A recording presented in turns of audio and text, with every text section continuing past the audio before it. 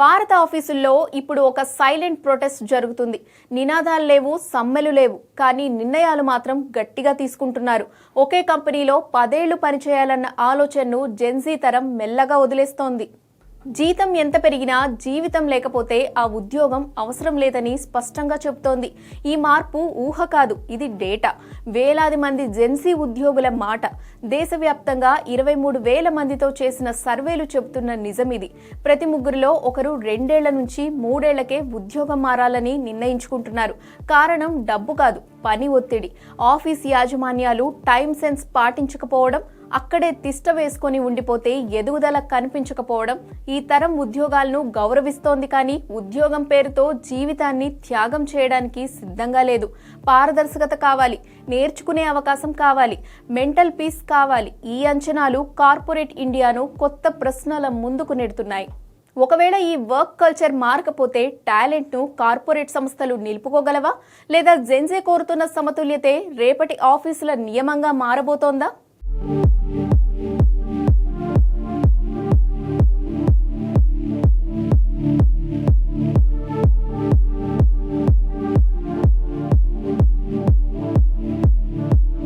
ఈ మార్పు ఒక్క భారత్కే పరిమితం కాదు, కానీ భారత్లో దీని ప్రభావం ఎక్కువగా కనిపిస్తుంది. కొన్ని దశాబ్దాలుగా ఇండియన్ కార్పొరేట్ వ్యవస్థ ఒకే మోడల్ మీద నడిచింది.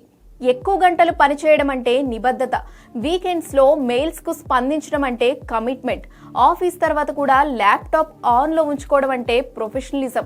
ఈ నిర్వచనాలన్నింటినీ జెన్జీ ప్రశ్నిస్తోంది. ఈ మార్పు మాటల్లో కాదు, గణాంకాల్లో స్పష్టంగా కనిపిస్తోంది. 2024-25లో దేశవ్యాప్తంగా 23,000 మంది యువ ఉద్యోగులతో చేసిన పలు సర్వేలు ఒకే విషయాన్ని చెప్తున్నాయి.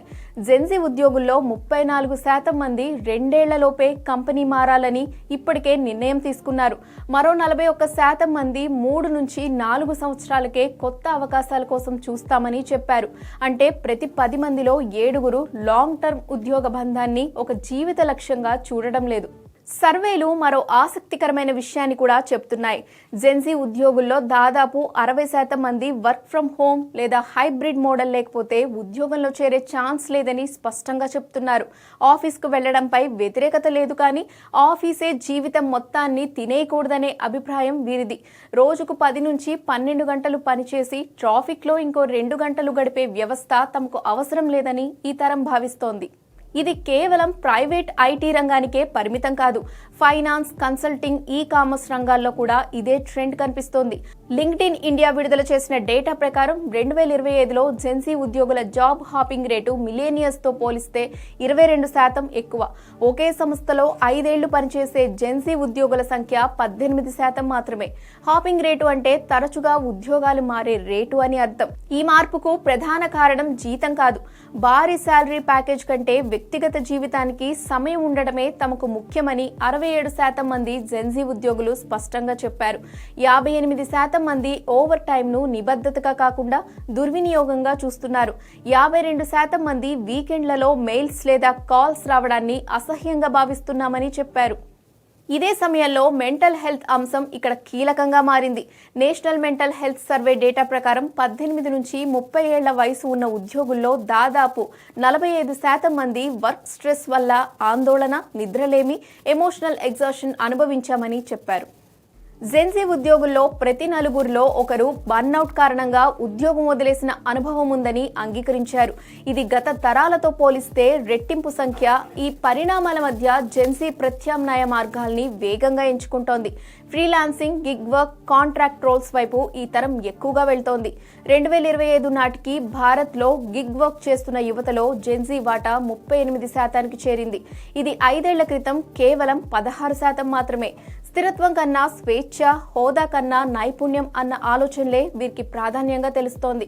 ఇదంతా కార్పొరేట్ ఇండియాకు ఒక హెచ్చరికలా మారుతోంది. పాత మేనేజ్మెంట్ విధానాలు కొనసాగితే టాలెంట్ నిలుపుకోవడం అసాధ్యమవుతోంది. ఇప్పటికే కొన్ని సంస్థలు పని గంటల పరిమితి, no meeting days, mental health leaves, స్పష్టమైన ప్రమోషన్ మ్యాప్ లాంటి మార్పులు మొదలుపెట్టాయి. నిజానికి ఇది జెన్జీ చేస్తున్న తిరుగుబాటు కాదు, ఇది వారి లైఫ్ పై వారికి ఉన్న క్లారిటీ. జీవితాన్ని తినేసే ఉద్యోగానికి అర్థం లేదన్న నిర్ణయం వారిది. ఈ లెక్కను అర్థం చేసుకున్న సంస్థలు భవిష్యత్తులో నిలబడతాయి. అర్థం చేసుకోని సంస్థలు మాత్రం టాలెంట్ వెళ్ళిపోయిన తర్వాత కారణాలు వెతుక్కుంటూ మిగిలిపోతాయి.